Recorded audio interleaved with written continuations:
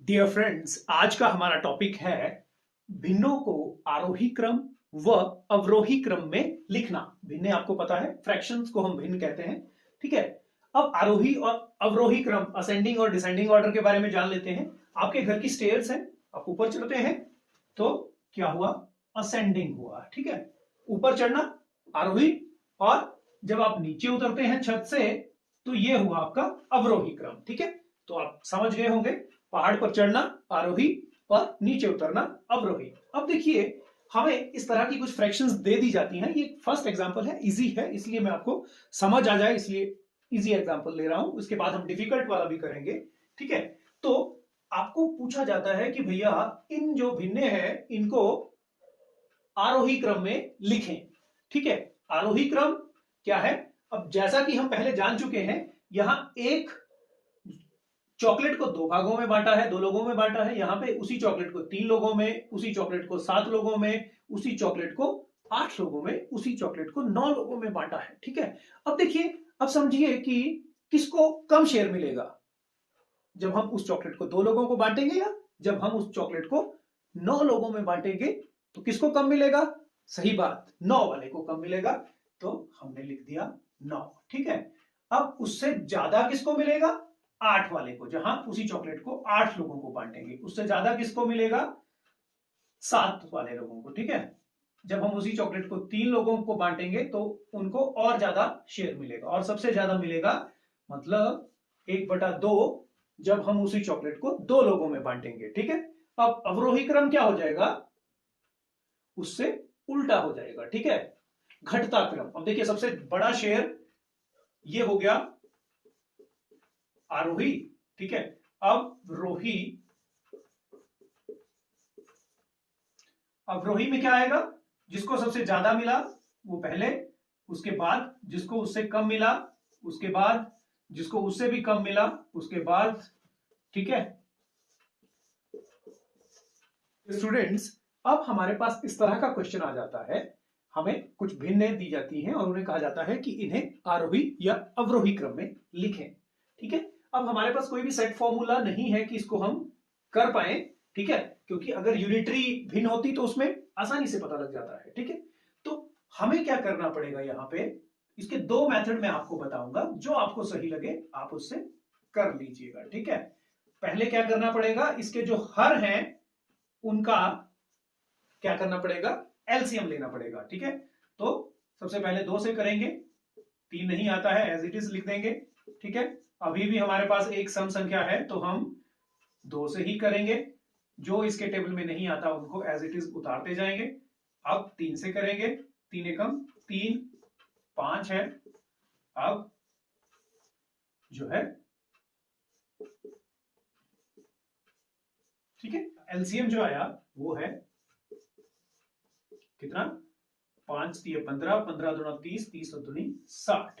ठीक है, अब हमारे पास एलसीएम आ गया 60। अब हमारा काम क्या है? इन सभी भिन्नों को का जो हर है उसको हम 60 बनाएंगे। ठीक है, तो वो भी देखते हैं। तो अब देखिए, 2/3। अब 3 को 60 बनाने के लिए क्या करना पड़ेगा? 20 से गुणा करना पड़ेगा। तो 20 से हम सिर्फ नीचे ही गुणा नहीं करेंगे, ऊपर भी गुणा करेंगे। ठीक है, तो ये आ गया आपका 20 दूना 40/60।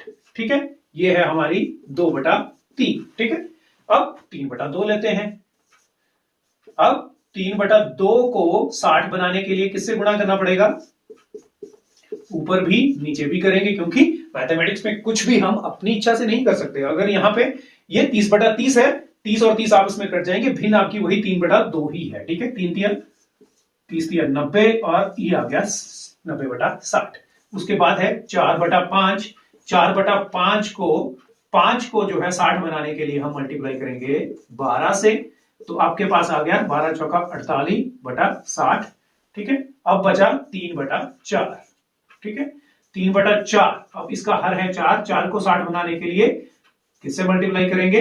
15 से। बिल्कुल सही है, तो 15 3 45/60। ठीक है, अब यहां पे हमारे पास क्या है? डिनोमिनेटर सबके बराबर हैं, तो अब हम जज कर सकते हैं इसको इजीली कि कौन सी भिन्न छोटी है और कौन सी बड़ी है। ठीक है, 40 के 60 टुकड़े होंगे, छोटा थोड़ा कम आएगा, ठीक है। 45 के होंगे, उसको थोड़ा ज्यादा आएगा। 48 के 60 टुकड़े होंगे, थोड़ा और ज्यादा आएगा। 90 के 60 होंगे तो और ज्यादा आएगा। तो इसको हम देखिए, अब हमारे पास ये चारों चीजें हैं, तो अब हम लिख सकते हैं कि क्या है हमारी 2/3 है, उसके बाद सबसे छोटी, उसके बाद जो है उससे बड़ी है 3/4, उससे बड़ी है 4/5 और उससे बड़ी है 3/2। ठीक है, तो इस तरह से हम लिख सकते हैं। आप इसको इस तरह से भी समझ सकते हैं कि ये है आपकी 40/60, ये है 45/60 और ये है 48/60 और ये है 90/60। ठीक है, इसी भिन्न को हमने ऐसे लिखा है, इसको ऐसे लिखा है, इसको ऐसे लिखा है। ये आप ऑलरेडी कर चुके हैं कि हम कैसे भिन्नों को, ये भिन्न 2/3 ही है, ठीक है, क्योंकि इसको क्या करेंगे 20 एकम 20, 20 दूना 40, 20 दिया 60, तो आपकी भिन्न तो 2/3 ही बची, आपने कुछ भी चेंज नहीं किया है इसमें। ठीक है, तो इस तरह से आरोही क्रम हो गया। अगर अवरोही आपको लिखना है डिसेंडिंग ऑर्डर,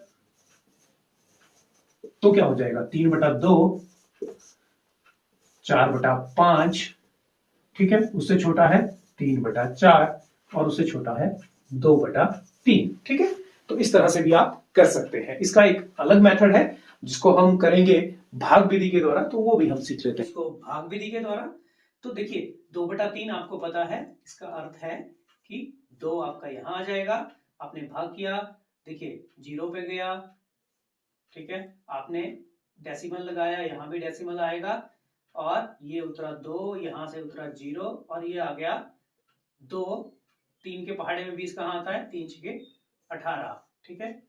फिर 2 आया, आपने 0 लगाई और ये आ गया फिर 18 और सॉरी, ठीक है, तो ये आ गया, इसकी वैल्यू आ गई ये।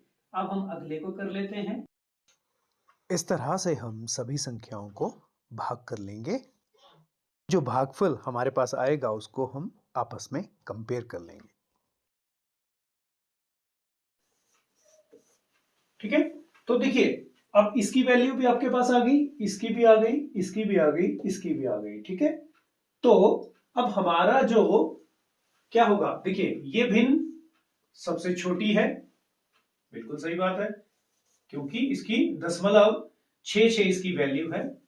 उससे बड़ी क्या है 0.75, जो किसकी है 3/4 की वैल्यू आई। उससे बड़ी कौन सी है, ये 0.8। अब 0.8 किसकी वैल्यू आई 4/5 की, और सबसे बड़ी है ये 3/2। तो इससे पिछले क्वेश्चन में जब हमने उसको एलसीएम मेथड से किया था तो भी हमारा आंसर यही आया था। अब इसको अगर हमने डिसेंडिंग ऑर्डर में लिखना है तो हम इसका उल्टा लिख देंगे, 3/2 पहले आ जाएगा और ये चिन्ह भी उल्टा हो जाएगा। ठीक है, तो वो हम पहले ही कर चुके हैं। तो इस तरह से आप दोनों मेथड से जो है भिन्नों के बारे में, आरोही क्रम कौन छोटी है कौन बड़ी है, वो निकाल सकते हैं। Thank you, have a nice day.